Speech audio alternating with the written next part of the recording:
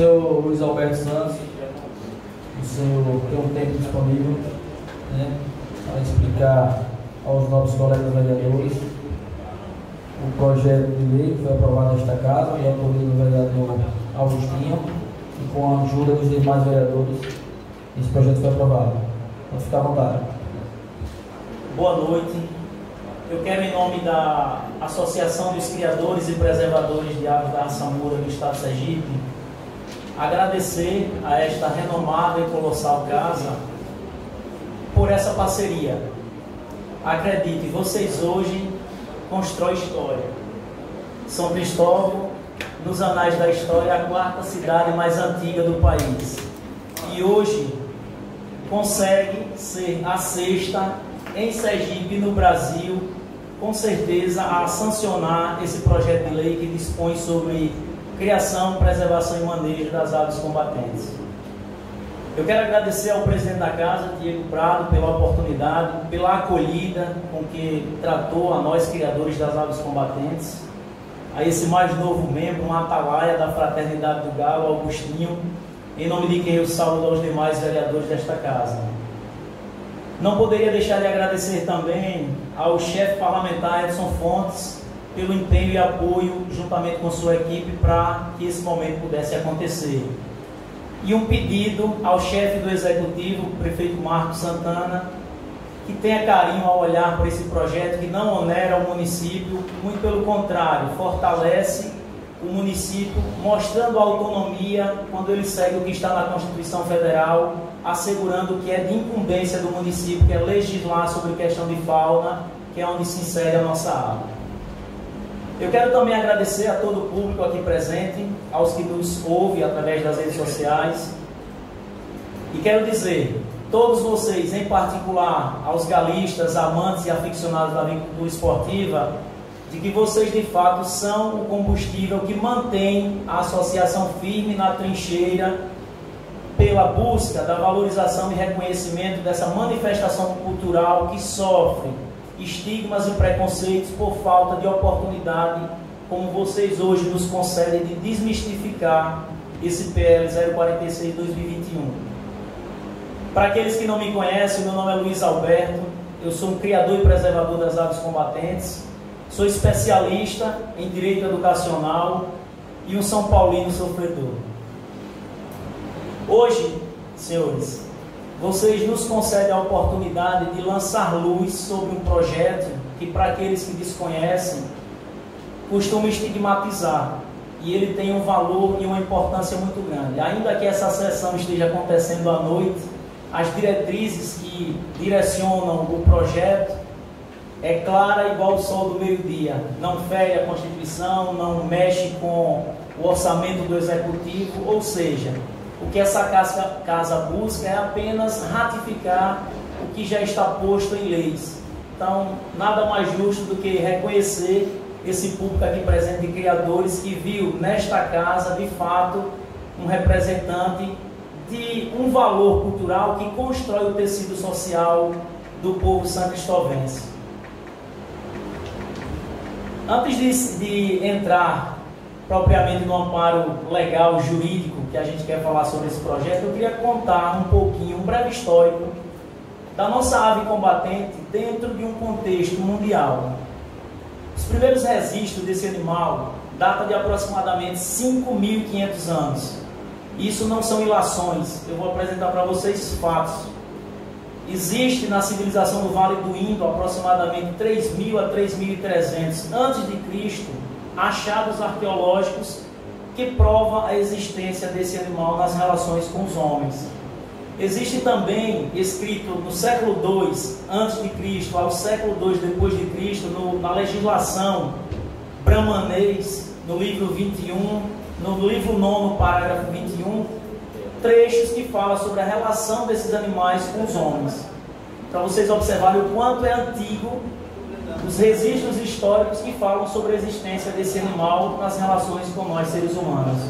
Existe uma passagem que me chama muito a atenção e eu gosto sempre de mencionar.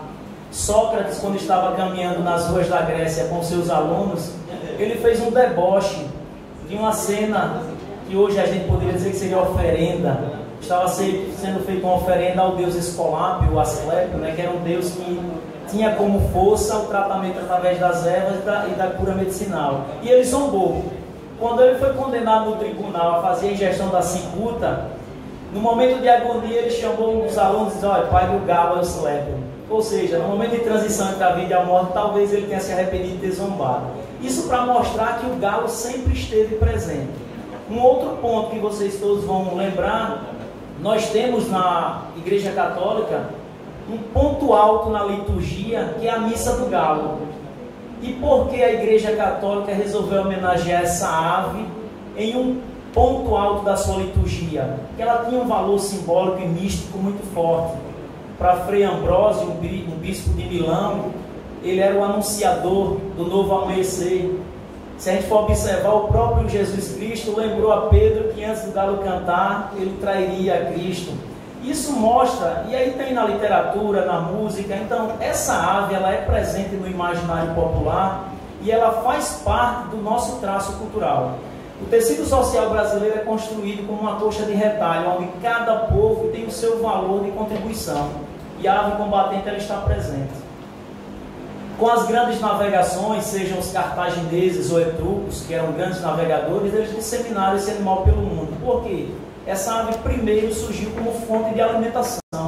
Então, um período prolongado em alto mar, a ave combatente ela era mais resistente, então ela se mantinha mais tempo viva nos convés dos navios, e dessa forma foi sendo disseminada em todo o mundo. No Brasil chegou com as grandes navegações, os colonizadores, espanhóis, portugueses, ingleses, principalmente no Brasil com os portugueses.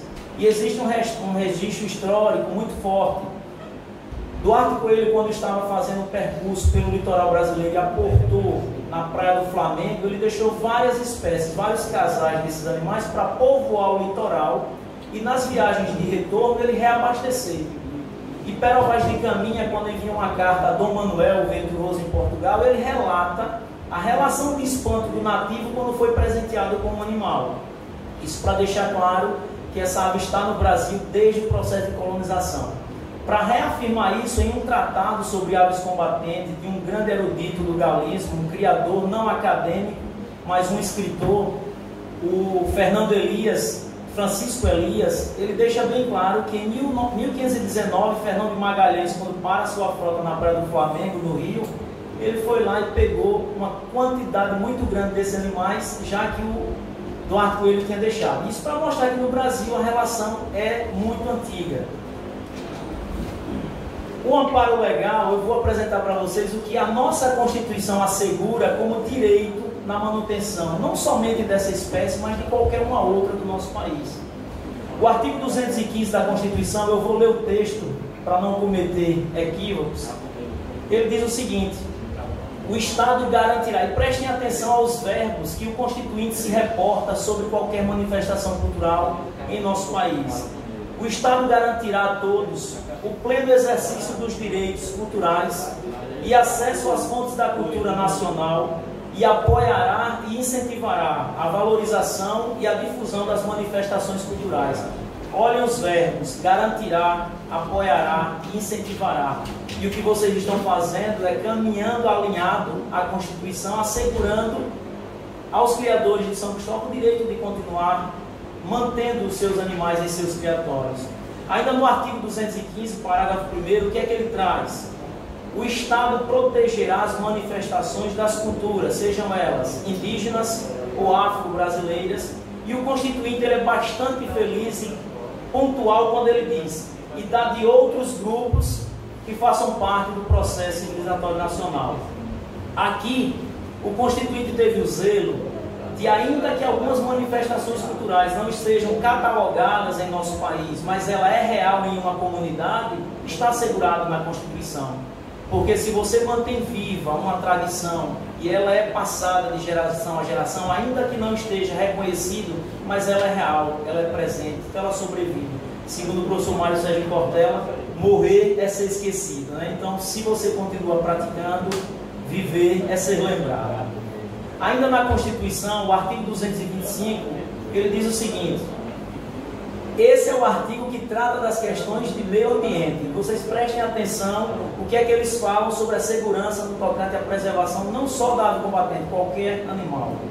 Todos têm direito ao meio ambiente ecologicamente equilibrado, bem de uso comum do povo e essencial à sadia qualidade de vida, impondo-se ao poder público e à coletividade o dever de defendê-lo e preservá-lo para as presentes e futuras gerações. O que esta casa está fazendo hoje é assegurando as futuras gerações do povo de São Cristóvão a conhecer esse traço cultural que tem em vários criadores da cidade assegurado o direito de manutenção. Então, o que vocês estão fazendo é assegurando o que o artigo 225 traz. Mas ele ainda vai além. No inciso 2º, ele diz o seguinte: é responsabilidade do poder público e da coletividade preservar a diversidade e a integridade do patrimônio genético brasileiro. Esse animal, ele está assegurado por lei que ele é um animal 100% nativo, ele é brasileiro.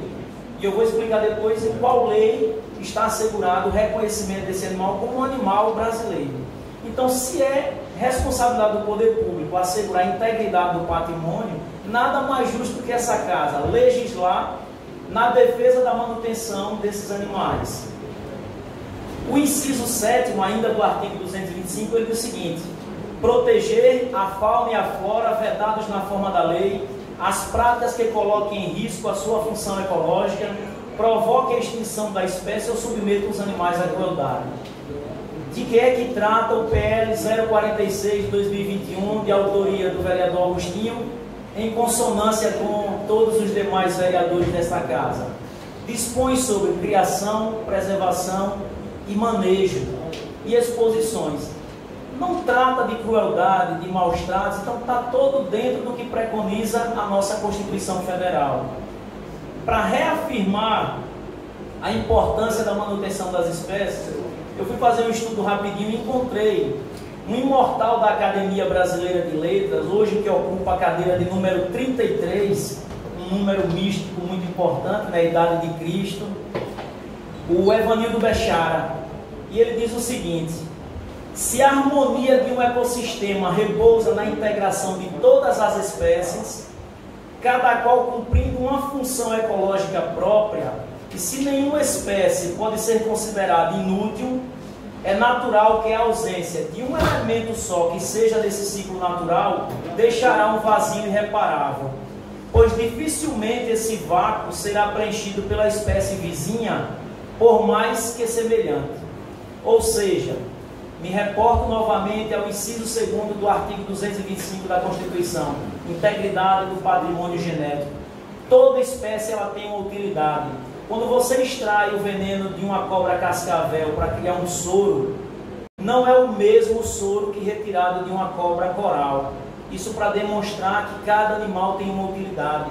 E a Constituição ela assegura a preservação e a manutenção de todo o patrimônio genético do nosso país. E o que vocês estão fazendo hoje é assegurando a manutenção de uma espécie a continuar existindo. Porque no passado, os estigmas e os preconceitos contra os criadores não tinham medida. E ainda existe muita desinformação e às vezes até profissionais da área de saúde animal trata essa ave com preconceito e os criadores, esses, são lançados à margem da sociedade. Retirar um esporão de uma ave combatente, para quem não leu e não conhece da lei, diz que é amputação de membro. E pasmem vocês, tem laudos que são encaminhados para a justiça pedindo a punição do criador por amputação de membro, sendo que existe uma lei assegurando a retirada do esporão. É um processo cirúrgico chamado de ectomia. E profissionais da área de saúde, ainda preenchidos desse preconceito, não buscam conhecimento e tratam dessa forma. Se vocês entrarem no YouTube, tem vários vídeos de sacrifício desses animais por puro preconceito.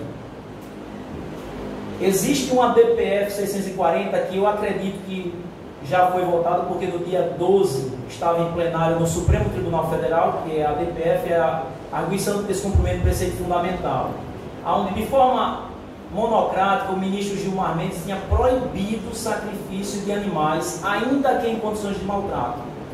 E essa ADPF surgiu em decorrência dos abusos provocados pelos órgãos de fiscalização e controle contra os criadores das aves combatentes, e em particular um episódio ocorrido na cidade de Luiz Eduardo Magalhães, na Bahia, onde um promotor de justiça, na companhia de um delegado, esteve em um espaço de seleção para reprodutores e levou todos os animais. Chegando na delegacia, não tinha onde colocar. O delegado informou ao juiz. O juiz, por sua vez, foi lá e mandou matar 75 animais de forma errada, porque o processo não chegou ao final e a materialidade do crime, se é que existia, ele deu fim. Então o Supremo, mobilizado por essa ação do PROS, se sensibilizou e disse: não, está tudo errado. Existe uma vasta segurança jurídica e isso não pode acontecer. Para você sacrificar um animal que está cometido de uma doença incurável, pelo método de eutanásia, tem todo um ritual a ser seguido. Para você sacrificar um animal, o veterinário que vai aplicar a medicação, ele tem que ser cadastrado no CEAS, que é uma comissão de ética animal. Se ele não tiver o cadastro, ele não pode sacrificar. O ambiente tem que estar na penumbra, você tem que ter técnicas de imobilização do animal, tem todo um ritual. Aí as aves combatentes que vêm de saúde, porque são atletas por natureza, sem um exame que comprove se o animal está cometido de alguma doença, o juiz foi lá e mandou matar. Então, é em decorrência desses abusos, dessas arbitrariedades, que os criadores brasileiros começaram a se mobilizar, buscar criar associações, porque uma coisa é um criador falar, outra coisa é uma entidade de classe que fala por ele. As portas se abrem com mais facilidade, você ganha mais espaços. E em Sergipe, hoje, nós somos um divisor de água na fraternidade do galo no Brasil.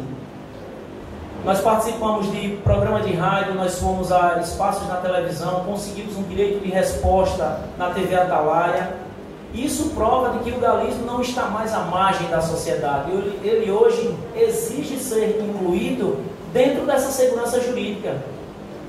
Hoje nós somos colunistas de um jornal em Aracaju para dar publicidade a essa manifestação cultural que está presente no Brasil como um todo e que tem segurança jurídica. O que é que diz a Lei 13.052 de 2014? Essa lei, ela revoga o artigo 25 da lei que trata dos crimes ambientais, a Lei 9.605 de 98. E ela diz o seguinte: no parágrafo 1º, ela diz que os animais, quando apreendidos, devem ser libertados em seu habitat natural. Não sendo esta medida viável por questões de saúde, deve ficar sob a guarda e o cuidado de técnicos habilitados. Veja, isso é uma lei de 2014, mas em 2018 o juiz não seguiu a lei e mandou matar. Não destinou para o que a lei determina, zoológicos, fundações ou entidades assemelhadas. Ele preferiu o sacrifício. Isso mostra que é um preconceito. E existe um adágio no direito que diz que o direito só existe para aquele que não dorme. Então os galistas resolveram acordar e procurar aonde existia uma segurança jurídica para que a gente pudesse se apegar e correr atrás da defesa desse animal, que tem uma importância muito grande.